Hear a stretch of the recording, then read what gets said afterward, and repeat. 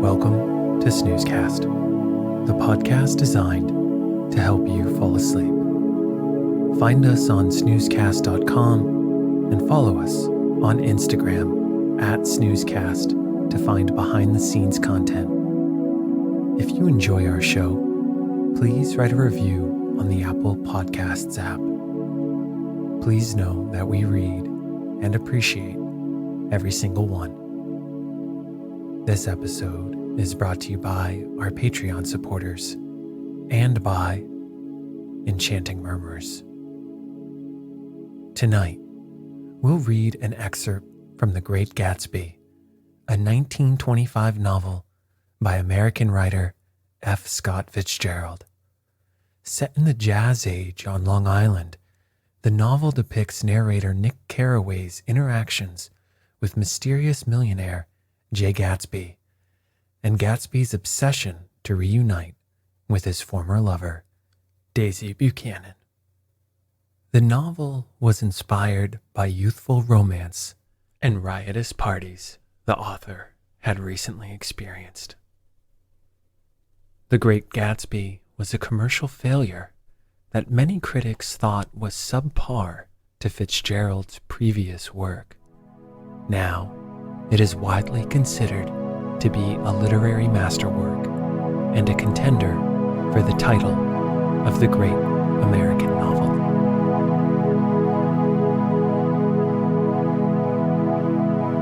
Let's get cozy. Close your eyes.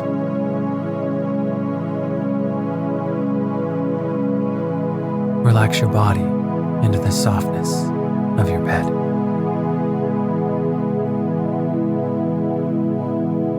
Now, take a few deep breaths.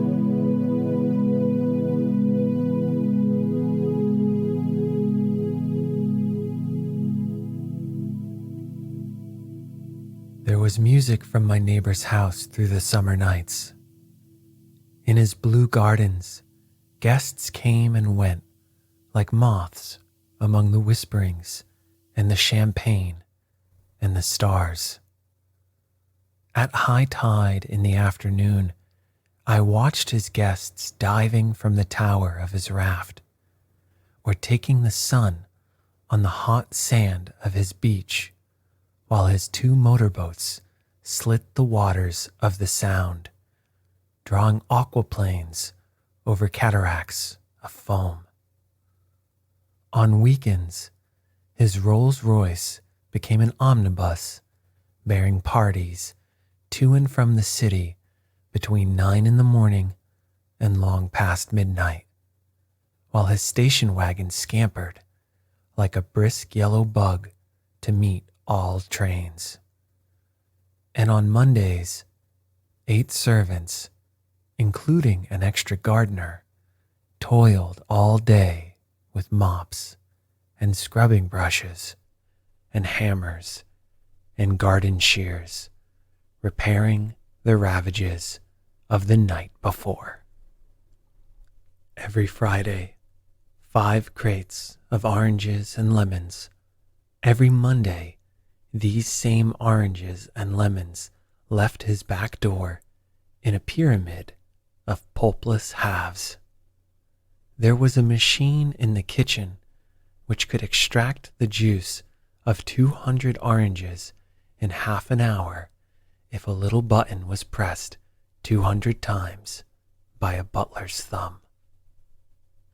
At least once a fortnight, a corps of caterers came down with several hundred feet of canvas and enough colored lights to make a Christmas tree of Gatsby's enormous garden.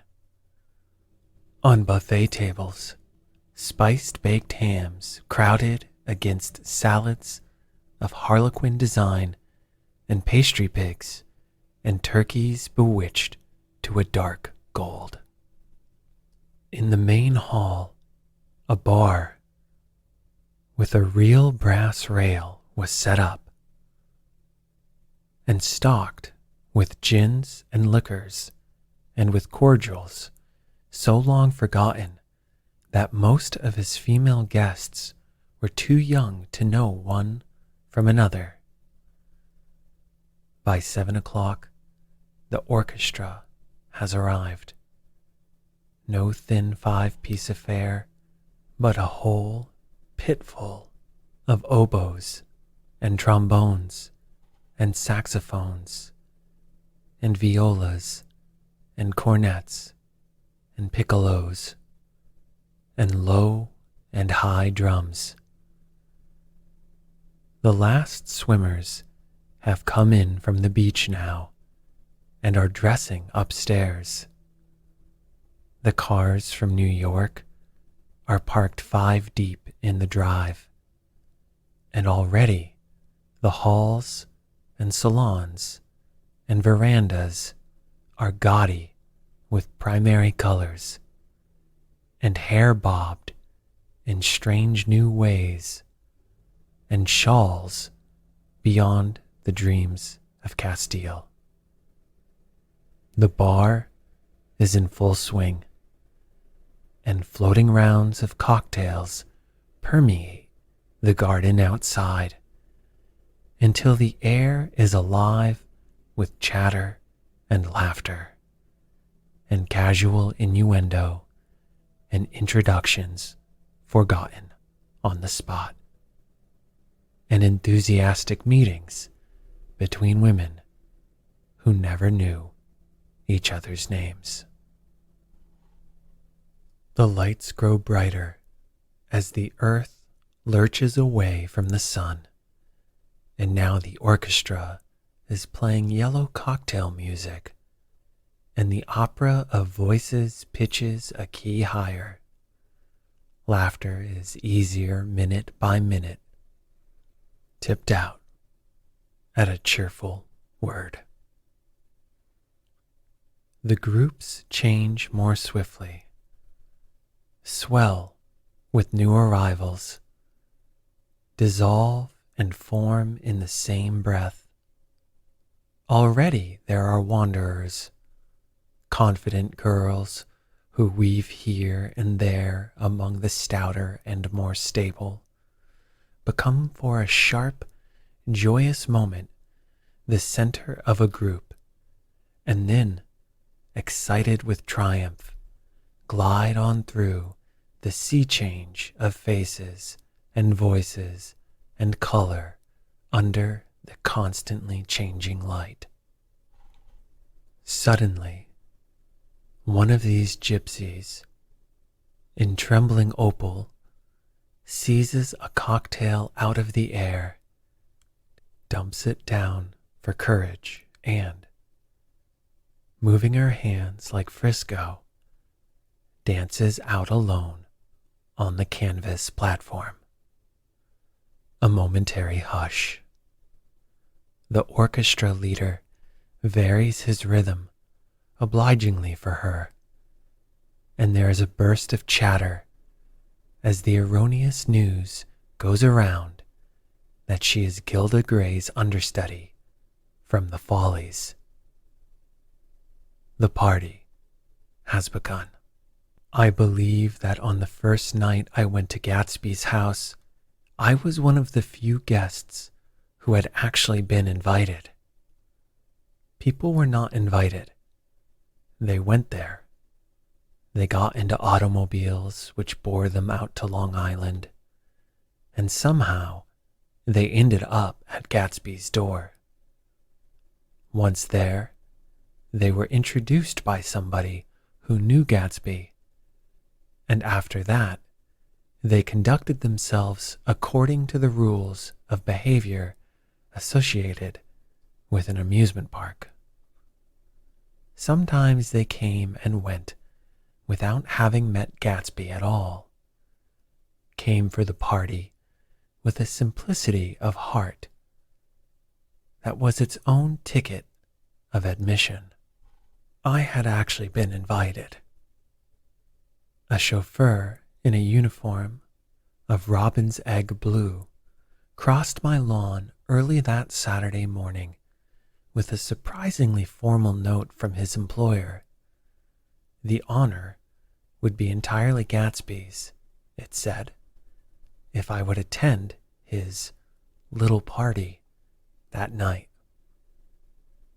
He had seen me several times and had intended to call on me long before, but a peculiar combination of circumstances had prevented it.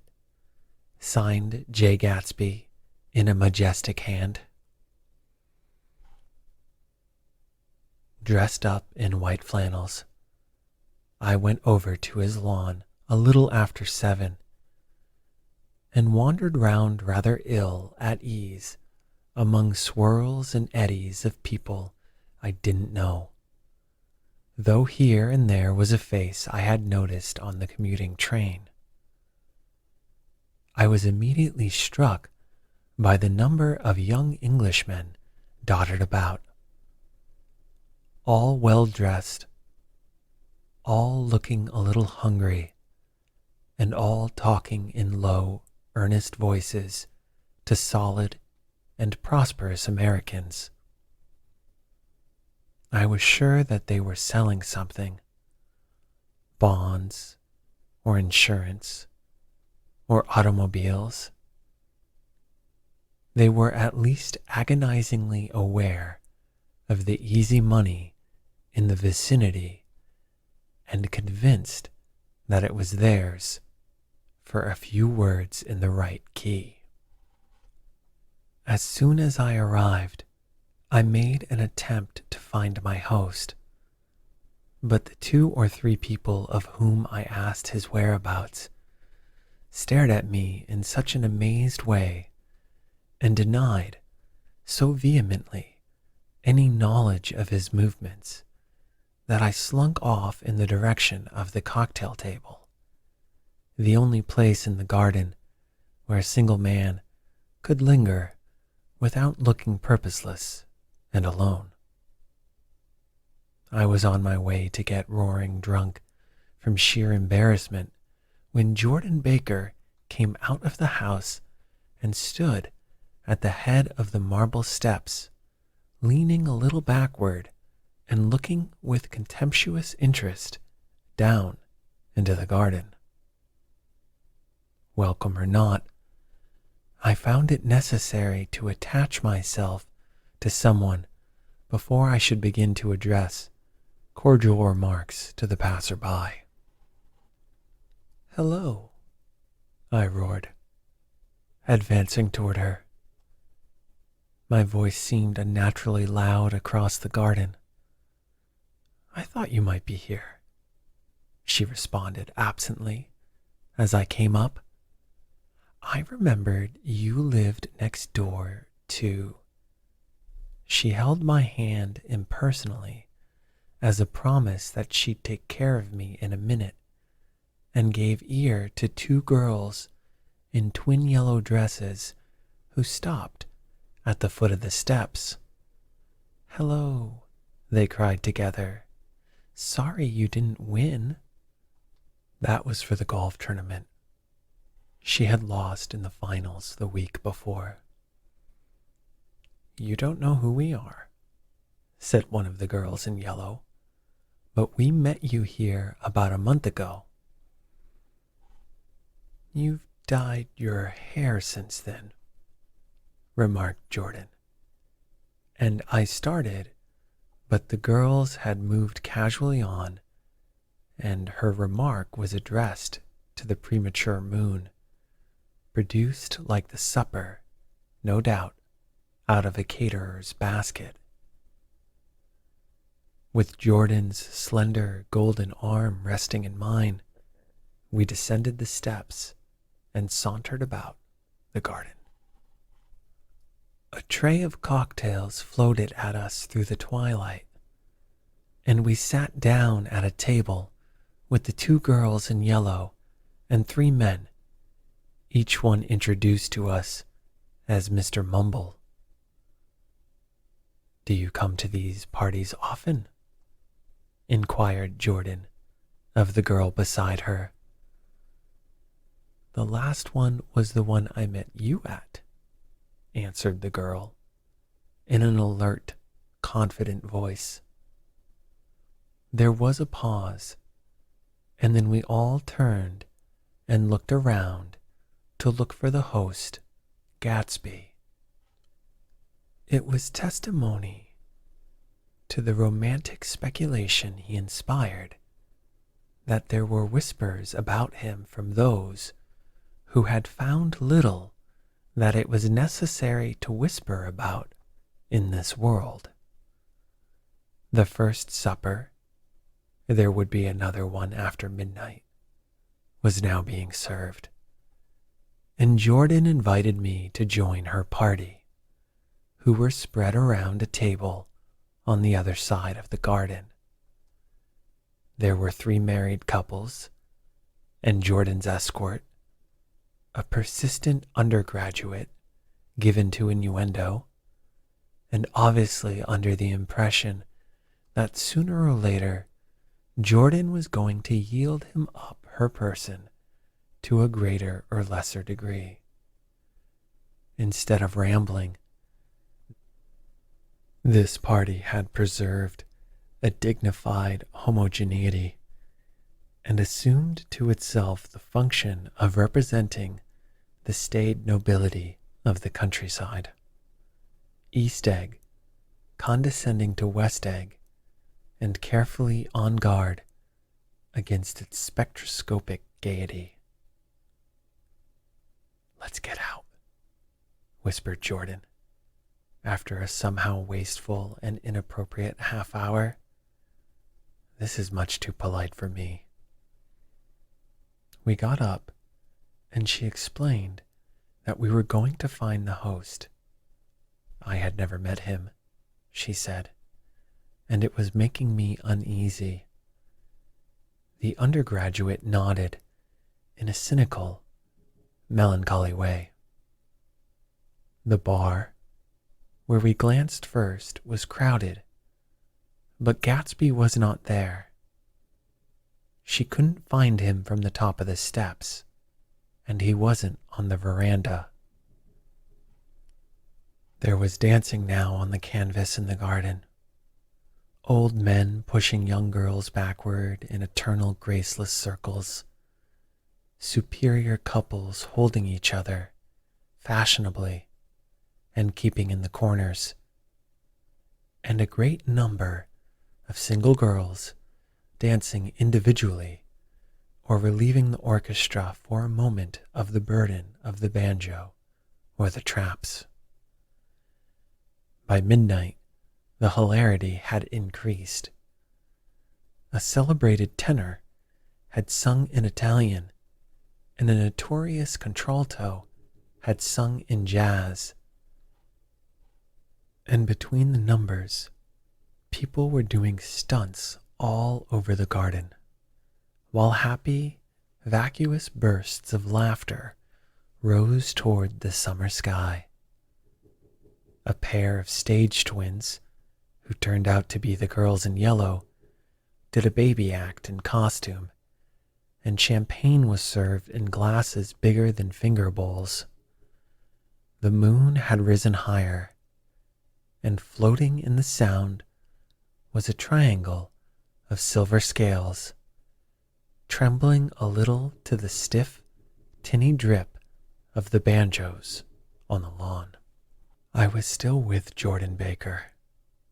We were sitting at a table with a man of about my age and a rowdy little girl who gave way upon the slightest provocation to uncontrollable laughter. I was enjoying myself now. I had taken 2 finger bowls of champagne, and the scene had changed before my eyes into something significant, elemental, and profound. A man standing nearby started chatting with me about the war and the gray French towns we had both visited. "I'm Gatsby," he said, suddenly. "What?" I exclaimed. "I beg your pardon." I thought you knew, old sport. I'm afraid I'm not a very good host. He smiled understandingly, much more than understandingly. It was one of those rare smiles with a quality of eternal reassurance in it that you may come across 4 or 5 times in life. It faced, or seemed to face, the whole eternal world for an instant, and then concentrated on you with an irresistible prejudice in your favor. It understood you just so far as you wanted to be understood, believed in you as you would like to believe in yourself, and assured you that it had precisely the impression of you that, at your best, you hoped to convey.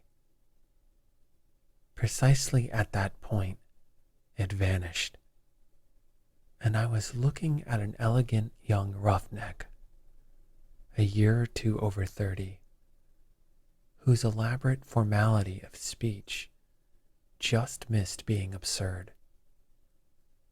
Some time before he introduced himself, I'd got a strong impression that he was picking his words with care. Almost at the moment when Mr. Gatsby identified himself, a butler hurried toward him with the information that Chicago was calling him on the wire. He excused himself with a small bow that included each of us in turn. "If you want anything, just ask for it, old sport," he urged me. "Excuse me. I will rejoin you later." When he was gone, I turned immediately to Jordan, constrained to assure her of my surprise. I had expected that Mr. Gatsby would be a florid, corpulent person in his middle years. "Who is he?" I demanded. "Do you know?" "He's just a man named Gatsby." "Where is he from, I mean? And what does he do?" "Now you're started on the subject," she answered with a smile. "Well, he told me once he was an Oxford man." A dim background started to take shape behind him, but at her next remark, it faded away. However, I don't believe it. "Why not?" "I don't know," she insisted. "I just don't think he went there. Anyhow, he gives large parties," changing the subject with an urban distaste for the concrete. "And I like large parties. They're so intimate. At small parties, there isn't any privacy." There was a boom of a bass drum, and the voice of the orchestra leader rang out suddenly above the garden. "Ladies and gentlemen," he cried, "at the request of Mr. Gatsby, we are going to play for you Mr. Vladimir Tostov's latest work, which attracted so much attention at Carnegie Hall last May. If you read the papers, you know there was a big sensation." He smiled and added, "Some sensation," whereupon everybody laughed. "The piece is known," he concluded, "as Vladimir Tostov's Jazz History of the World." The nature of Mr. Tostov's composition eluded me, because just as it began, my eyes fell on Gatsby standing alone on the marble steps and looking from one group to another with approving eyes. His tanned skin was drawn attractively tight on his face, and his short hair looked as though it were trimmed every day. I could see nothing remarkable about him.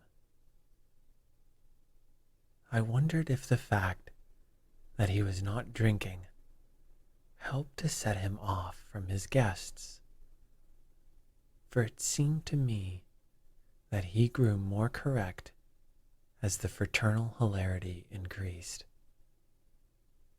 When the jazz history of the world was over, girls were putting their heads on men's shoulders in a puppyish way. Girls were swooning backward playfully into men's arms, even into groups, knowing that someone would arrest their falls. But no one swooned backward on Gatsby, and no French bob touched Gatsby's shoulder, and no singing quartets were formed with Gatsby's head for one link. I beg your pardon. Gatsby's butler was suddenly standing beside us. "Miss Baker," he inquired, "I beg your pardon, but Mr. Gatsby would like to speak to you alone." "With me?" she exclaimed in surprise. "Yes, madam." She got up slowly, raising her eyebrows at me in astonishment, and followed the butler toward the house. I noticed that she wore her evening dress.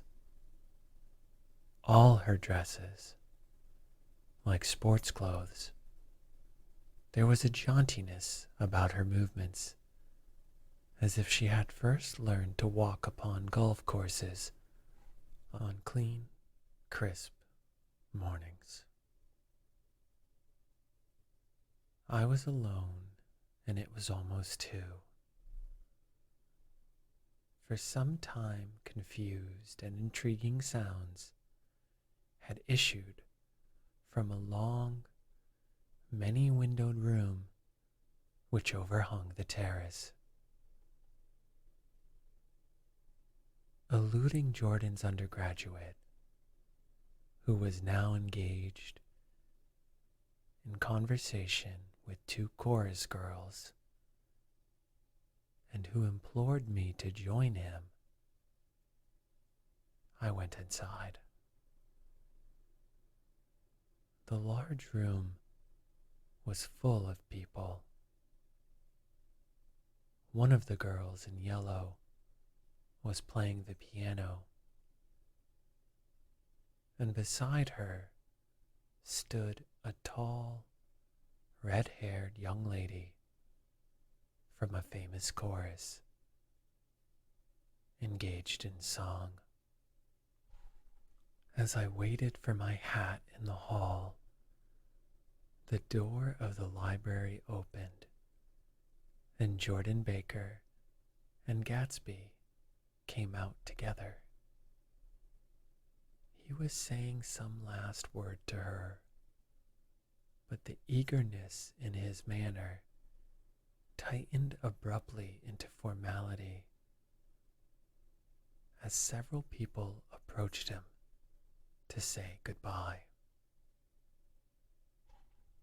Jordan's party were calling impatiently to her from the porch, but she lingered for a moment to shake hands. "I just heard the most amazing thing," she whispered. "How long were we in there?" "Why, about an hour." "It was simply amazing," she repeated. "But I swore I wouldn't tell it. And here I am, tantalizing you." She yawned gracefully in my face, please come and see me. Phone book under the name of Mrs. Sigourney Howard, my aunt. She was hurrying off as she talked. Her brown hand waved a jaunty salute as she melted into her party at the door. I found Gatsby to say goodbye. The familiar expression held no more familiarity than the hand which reassuringly brushed my shoulder. And don't forget, we're going up in the hydroplane tomorrow morning at 9 o'clock. Then the butler, behind his shoulder.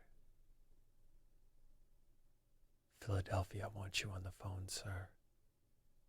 All right, in a minute. Tell them I'll be right there. Good night. Good night. Good night. He smiled.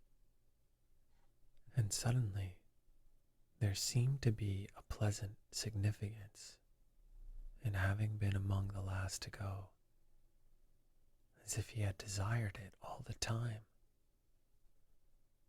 Good night, old sport. Good night. Reading over what I have written so far, I see I have given the impression that the events of 3 nights, several weeks apart, were all that absorbed me. On the contrary, they were merely casual events in a crowded summer, and, until much later, they absorbed me infinitely less than my personal affairs. Most of the time I worked. In the early morning, the sun threw my shadow westward as I hurried down the white chasms of lower New York to the Probity Trust. I knew the other clerks and young bond salesmen by their first names and lunched with them in dark, crowded restaurants on little sausages and mashed potatoes and coffee. I even had a short affair with a girl who lived in Jersey City and worked in the accounting department. But her brother began throwing mean looks in my direction. So when she went on her vacation in July, I let it blow quietly away at the enchanted metropolitan twilight. I felt a haunting loneliness sometimes, and felt it in others. Poor young clerks who loitered in front of windows, waiting until it was time for a solitary restaurant. Young clerks in the dusk, wasting the most poignant moments of night and life. Again, at 8 o'clock, when the dark lanes of the 40s were lined 5 deep with taxicabs bound for the theater district, I felt a sinking. Forms leaned together in the taxis as they waited, and voices sang. And there was laughter from unheard jokes.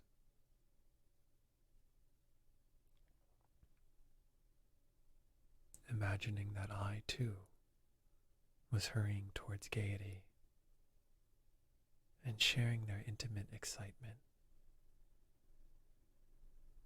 I wish them well. For a while, I lost sight of Jordan Baker. then, in midsummer, I found her again. At first, I was flattered to go places with her, because she was a golf champion, and everyone knew her name.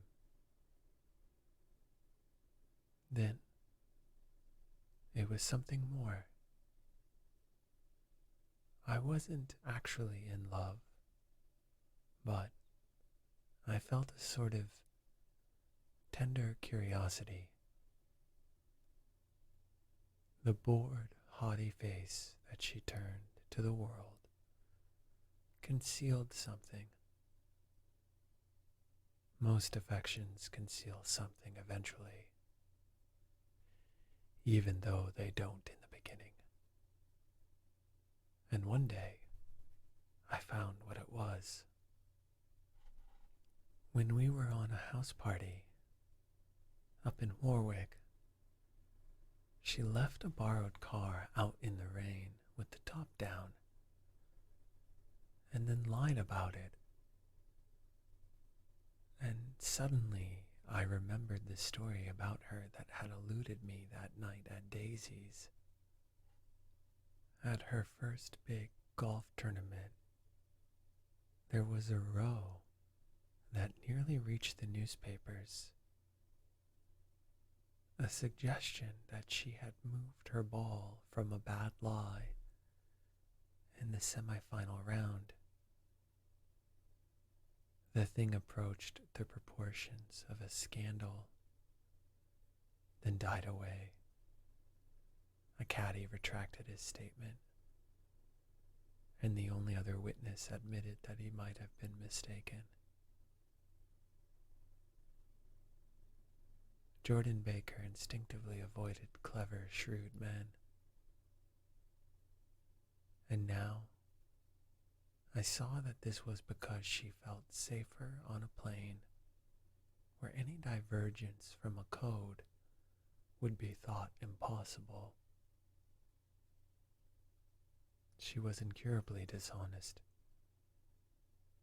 She wasn't able to endure being at a disadvantage. And given this unwillingness, I suppose she had begun dealing in subterfuges when she was very young in order to keep that cool. Her gray, sun-strained eyes stared straight ahead. For a moment, I thought I loved her. But I am slow thinking and full of interior rules that act as brakes on my desires. And I knew that first, I had to get myself definitely out of that tangle back home.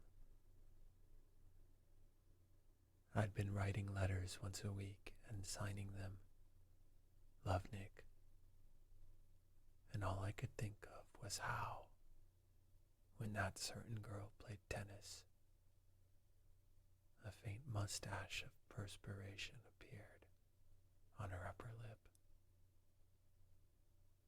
Nevertheless, there was a vague understanding that had to be tactfully broken off before I was free.